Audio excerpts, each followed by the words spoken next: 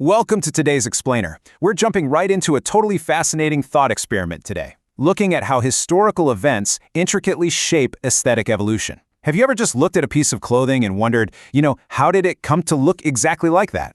Fashion, it's never just fabric. It's literally a canvas of history. Today, we're going to explore a brilliantly crafted alternate history concept that asks us to rethink the very fabric of modern style. We'll be taking a visual journey through the evolution of Indian clothing. Okay, let's dive into this. What if an entire nation's fashion evolved completely untouched by colonial rule? It's such a provocative, kind of mind-bending premise that instantly plunges us into an alternate reality, right? By asking this massive what if, we aren't just playing make-believe. We're isolating the variables of history to better understand the powerful forces that shape human culture. We're going to mentally strip away centuries of external influence to see what the indigenous threads of an ancient civilization might have woven all on their own. Part 1. Pre-colonial diverse threads. To really understand where this alternate history could go, we've got to first establish the vibrant baseline of Indian fashion before any outside influence arrived. We're talking about a massive, culturally rich geography with deeply rooted traditions of weaving and draping. Let's move to and see how this builds across a stunning historical timeline. Looking at Era 1, ancient temple carvings reveal these gorgeous, flowing, unstitched fabrics. By Era 2, pre-colonial markets are just buzzing with artisans weaving incredibly vibrant textiles. And then in Era 3, we see this incredible regional diversity, Saree styled with breastbands, various upper garments, or actually sometimes none at all.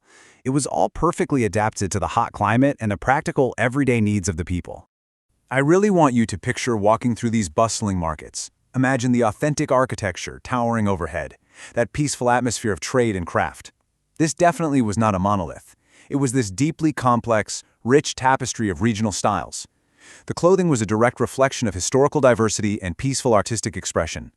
People dressed in ways that were uniquely adapted to their local environments, their specific crafts, and their distinct cultural identities. It was a world of fashion that was fluid, highly expressive, and entirely indigenous. Part 2. The Victorian Fashion Shift.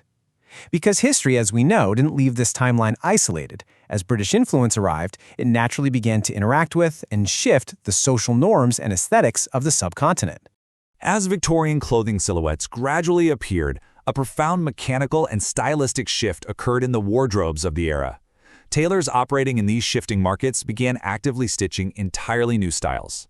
This is exactly when we see the formal introduction of the tailored blouse and the petticoat worn underneath the draped sari, which, to be honest, was a pretty warm choice for the Indian summer, but it was organically embraced.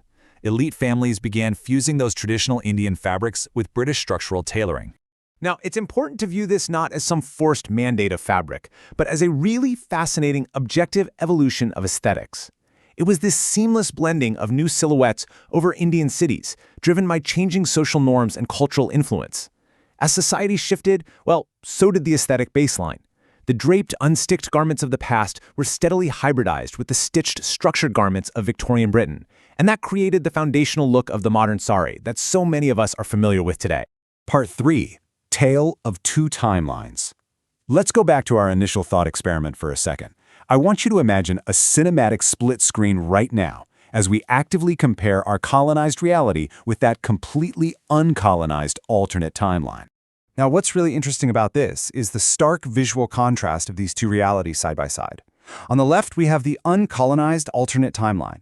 Over here, those ancient flowing fabrics and traditional regional dress styles we looked at earlier didn't just freeze in time, they continued evolving naturally. We see pure indigenous fashion innovation, new ways of draping, new fabric technologies, all stemming directly from ancient roots, without that Victorian interruption. But on the right, we see our modern reality. This is the India we know today, featuring those ubiquitous tailored blouse and sari combinations, a widespread integration of Western clothing, and a deeply hybridized contemporary fashion scene. Part 4. Futuristic indigenous fashion. Let's actually blur the lines between these two timelines by looking at the cutting edge of today. We're seeing young designers essentially bringing that alternate timeline right into our modern reality. They're creating futuristic styles directly inspired by those ancient pre-colonial traditions. In modern Indian cities today, you can pan across a crowd and see diverse people confidently wearing an incredible array of different clothing styles. Young designers are reaching back way past that Victorian shift, pulling inspiration directly from the unstitched drapes and breastbands of ancient temples, infusing them with highly futuristic design. It highlights this beautiful freedom of cultural expression. There's no longer an adherence to one correct style or one proper way to wear a garment. It's just a stunning, living blend of heritage and innovation playing out on the streets in real time. Part 5. No single path. As we synthesize both of these timelines, the reality we lived and the alternate history we imagined, we uncover a truly powerful message about cultural resilience. And this brilliantly illustrates our first core takeaway. History shapes culture. Every stitch, every drape, every single choice of silhouette is a physical manifestation of historical events. The threads of our past, whether they're indigenous innovations or foreign introductions, are woven directly and permanently into the fabrics we wear today. Think about it. You literally carry history on your shoulders every time you get dressed. But equally important is our second takeaway. Culture continues to evolve. Aesthetics are never, ever static. Even if a culture is profoundly impacted by outside influence, it doesn't just stop in its tracks. It adapts, it reinvents, it hybridizes, and eventually it reclaims its roots in totally new, futuristic ways. The evolution is constant, dynamic, and honestly unstoppable. So, the crucial point is, there is no single path to modernity. Our modern reality, with its blend of Victorian blouses and ancient saris, is absolutely modern. But that alternate timeline where indigenous drapes evolved directly into futuristic, unstitched high fashion would have been just as modern. Progress and modernity don't look like just one thing. They can take countless, beautifully diverse forms depending entirely on the historical seeds that were planted.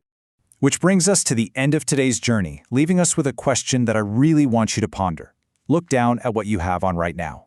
How have invisible historical threads shaped the daily attire you're wearing? I mean, who influenced the color on your shirt, the stitching on your pants, or even the way your garments drape?